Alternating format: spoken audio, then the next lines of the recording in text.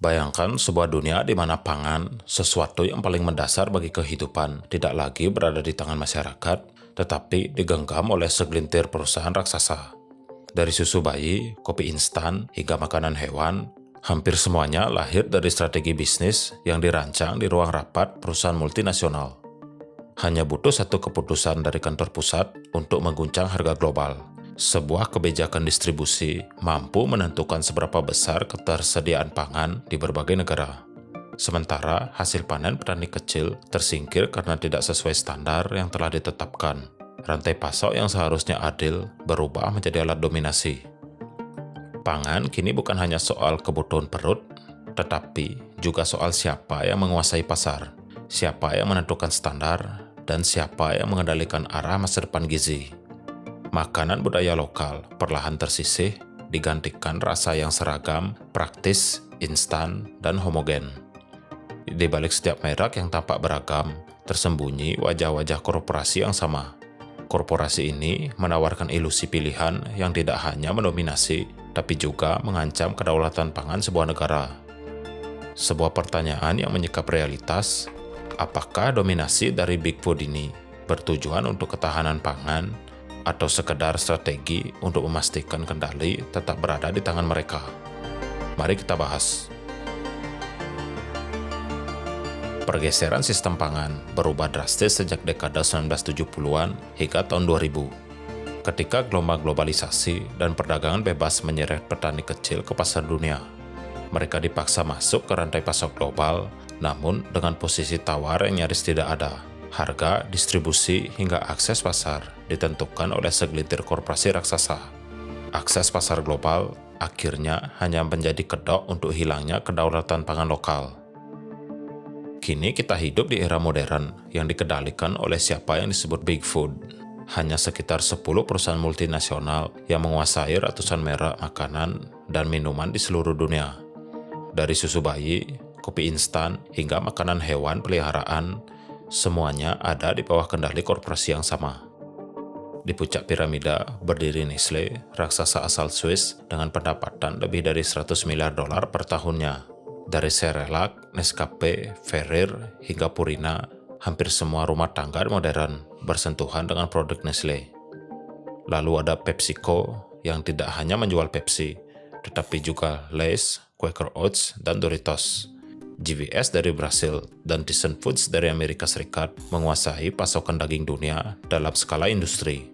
Unilever dan Danone memperluas cengkeraman mereka lewat produk susu, minuman, dan makanan olahan. 6 perusahaan itu saja sudah cukup untuk menggambarkan betapa terkonsentrasinya sistem pangan global.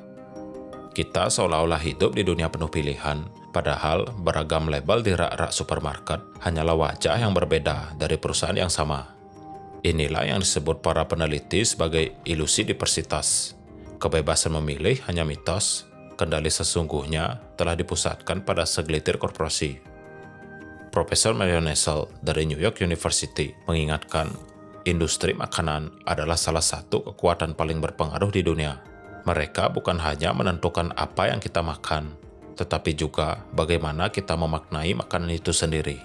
Artinya, dominasi korporasi besar tidak terhenti di ranah ekonomi, tetapi juga membentuk budaya, kesehatan, bahkan identitas sosial. Laporan Oxfam tahun 2022 menegaskan hanya 10 perusahaan yang menguasai sebagian besar produk pangan dan minuman global. Konsentrasi kekuatan ini membawa risiko yang serius, monopoli, manipulasi harga, hingga homogenisasi rasa.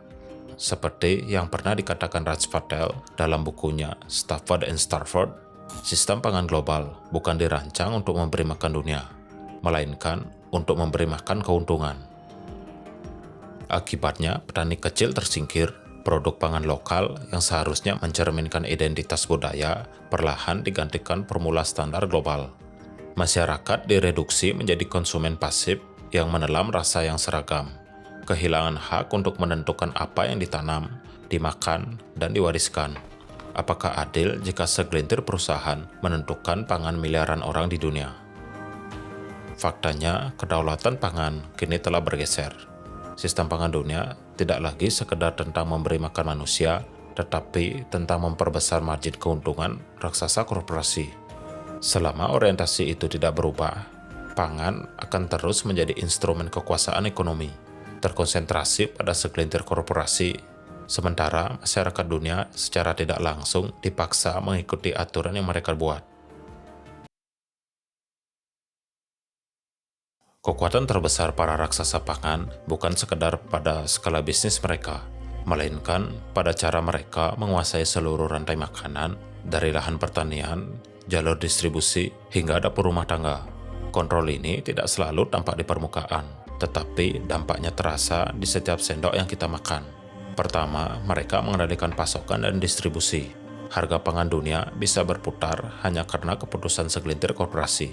Misalnya, pada krisis pangan 2022, perusahaan-perusahaan agribisnis raksasa seperti Cargill and Archer Daniels Midland, dua dari ABCD Traders, menguasai gandum, jagung, dan kedelai dunia, mencatat keuntungan tertinggi dalam sejarahnya. Ketika harga pangan global melonjak dan ratusan juta orang menghadapi kerawanan pangan, satu keputusan bisnis di kantor pusat, mereka mampu mempengaruhi harga roti di Mesir, pakan ternak di Indonesia, atau tepung di Nigeria. Sentralisasi distribusi pangan ini menciptakan ketergantungan yang sangat rapuh. Kedua, mereka membentuk standarisasi selera. Apa yang hari ini kita sebut sebagai budaya global banyak ditentukan oleh strategi pemasaran korporasi pangan. Makanan cepat saji, mie instan, dan minuman bersoda masuk dalam kehidupan sehari-hari bukan karena selera alami masyarakat, melainkan hasil penetrasi agresif ke pasar konsumen. Menurut Euromonitor, konsumsi makanan olahan global tumbuh rata-rata 3-4% per tahun selama 2 dekade terakhir, didorong oleh ekspansi merek multinasional. Namun, homogenisasi selera ini membawa konsekuensi yang serius. Pangan lokal perlahan tersisih, sementara standar praktis dan instan dijadikan tolak ukur modernitas. Profesor Georgis Krinis dari University of Melbourne menulis, korporasi makanan tidak hanya menjual produk, tetapi juga mendefinisikan apa itu gizi, apa itu praktis, bahkan apa artinya makanan sehat. Artinya, kontrol korporasi bukan hanya soal ekonomi, tetapi juga ideologis. Mereka merekayasa persepsi masyarakat tentang makanan itu sendiri. Ketiga, tekanan terhadap petani kecil semakin berat. Dalam rantai pasok global, harga ditekan serendah mungkin, sementara standar kualitas dipasarkan dari atas. Petani kopi di Sulawesi atau kakao di Pantai Gading harus memenuhi syarat yang telah ditentukan oleh perusahaan multinasional, tetapi tetap menerima harga yang nyaris tidak menutupi biaya hidup. Menurut International Labour Organization, jutaan petani kecil di dunia masih hidup di bawah garis kemiskinan meski mereka menghasilkan komoditas yang menopang industri makanan global. Keempat, kekuatan politik menjadi senjata. Perusahaan pangan besar memiliki sumber daya untuk mempengaruhi regulasi, dari pajak gula, label gizi, hingga subsidi pertanian. Semua bisa diarahkan agar menguntungkan korporasi. Dalam sebuah kasus di Amerika Serikat, subsidi raksasa untuk jagung dan kedelai membuat sirup jagung dan pakan ternak menjadi murah, sehingga industri makanan olahan tumbuh masif. Ironisnya, buah dan sayuran segar tidak mendapat dukungan yang serupa. Hasilnya, makanan tinggi gula, garam, dan lemak justru lebih murah daripada makanan sehat, dan masyarakat akan lebih tertarik pada makanan olahan yang murah dan praktis. Marion Nestle, pakar kebijakan pangan, pernah berkata, industri makanan beroperasi bukan untuk melindungi kesehatan publik, tetapi untuk memaksimalkan keuntungan pemegang saham. Kelima, kendali riset masa depan ada di tangan mereka. Korporasi besar kini mengucurkan miliaran dolar ke riset pangan alternatif. Daging sintetis, susu nabati, hingga nutrisi bayi yang berbasis bioteknologi. Barclays Investment Bank memperkirakan pasar daging nabati global akan mencapai 140 miliar dolar pada tahun 2030, atau 10% dari total pasar daging global. Perusahaan seperti Nestle dan Tyson Foods sudah menanamkan modal besar di sektor ini. Dari satu sisi, ini tampak seperti inovasi yang menghadapi krisis iklim. Namun di sisi lain, hal ini berarti bahwa makanan masa depan, apa yang kita konsumsi besok, akan tunduk pada paten, lisensi, dan kepemilikan intelektual yang mereka kuasai. Sistem pangan global hari ini bukan sekedar memberi makan miliaran orang, melainkan mempertahankan kekuasaan pangan yang terkonsentrasi. Para raksasa pangan menggunakan distribusi global, standarisasi selera, tekanan terhadap petani, kekuatan politik, dan riset teknologi untuk memastikan kendali tetap berada di tangan mereka. Dengan kata lain, kita hidup dalam sistem pangan yang dikendalikan dari atas. Petani hanyalah pemasok bahan baku, konsumen hanyalah target pasar, sementara keputusan strategis mulai dari harga, rasa, hingga arah inovasi pangan ditentukan oleh rapat direksi di kantor pusat perusahaan multinasional. Dari sinilah letak ironi besar dunia modern. Kita merasa bebas memilih apa yang kita makan, padahal kenyataannya pilihan itu telah dibatasi, diarahkan, bahkan dimanipulasi sejak lama. Setiap kekuatan besar membawa dua sisi. Begitu juga dengan dominasi perusahaan pangan raksasa. Di satu sisi ada keuntungan yang tidak bisa dipungkiri, namun di sisi lain ada konsekuensi yang harus dibayar mahal oleh masyarakat, petani, bahkan planet ini. Mari kita mulai dari sisi positif. Tidak dapat dipungkiri, perusahaan besar mampu mendorong inovasi pangan dalam skala yang sulit dicapai oleh pelaku kecil. Mereka berinvestasi miliaran dolar dalam riset gizi, teknologi pengemasan, hingga sistem rantai pasok yang efisien. Hasilnya, pangan bisa disimpan lebih lama, lebih aman, dan bisa menjangkau pasar lebih luas. Contohnya, sistem distribusi Nestle memungkinkan susu bubuk dan makanan bayi tersedia bahkan di negara-negara dengan infrastruktur yang terbatas. Dalam konteks tertentu, ini menyelamatkan banyak anak dari kelaparan. Selain itu, ada stabilitas pasokan. Dengan skala industri, perusahaan raksasa dapat memastikan bahwa produk tertentu seperti beras olahan, daging ayam, mie instan tersedia sepanjang tahun di hampir semua negara. Menurut data FAO, ketahanan pangan global meningkat signifikan sejak tahun 1970-an. Sebagian karena adanya distribusi multinasional. Bahkan saat terjadi krisis di satu wilayah, jaringan global memungkinkan pangan dialihkan ke wilayah lain. Dan tentu saja ada kecepatan distribusi. Produk dapat berpindah dari satu benua ke benua lain hanya dalam hitungan hari. Pandemi COVID-19 menjadi buktinya. Meskipun ada gangguan besar, rantai pasok global tetap mampu mendistribusikan bahan makanan dan minuman ke banyak negara berkat kekuatan logistik perusahaan multinasional. Namun sisi gelap dari dominasi ini jauh lebih kompleks. Pertama, ada monopoli ekonomi. Ketika hanya segelintir perusahaan menguasai ratusan merek, pasar menjadi terkonsentrasi. Konsumen seolah punya pilihan, padahal nyatanya mereka membeli dari perusahaan yang sama. Laporan Oxfam tahun 2022 menegaskan konsentrasi kekuatan pangan di tangan 10 perusahaan besar menciptakan ilusi kebebasan bagi konsumen. Padahal struktur pasar dipersempit oleh mereka dengan ribuan mereknya. Kedua, homogenisasi budaya pangan. Rasa, resep, bahkan cara makan yang khas suatu daerah perlahan digantikan oleh formula global. Makanan cepat saji, minuman instan, dan snack dalam kemasan menjadi standar baru yang menembus lintas budaya. Pizza atau burger sudah lebih akrab bagi generasi muda dibandingkan makanan tradisional yang diwariskan turun-temurun. Profesor Sidney Mintz, antropolog makanan, pernah menulis, "Makanan adalah bahasa kebudayaan. Ketika makanan seragam, maka kebudayaan pun terancam kehilangan kosakatanya." Ketiga, kerusakan lingkungan. Produksi pangan dalam skala industri membutuhkan lahan, air, dan energi yang jumlahnya masif.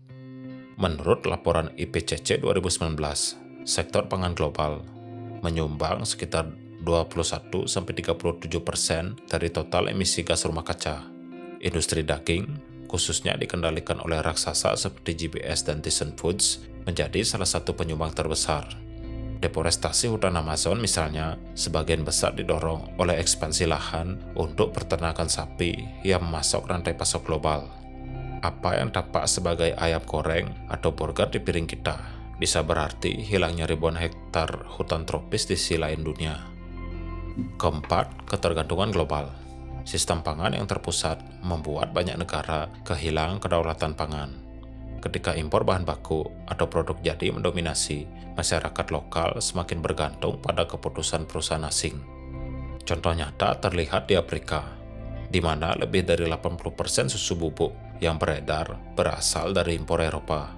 Peternak lokal tidak mampu bersaing dan akhirnya sektor produksi domestik melemah bahkan tumbang. Profesor Philip McMichael, pakar sosiologi pembangunan dari Cornell University, pernah berkata, globalisasi pangan menciptakan sistem yang efisien secara ekonomi tetapi rapuh secara sosial dan ekologis.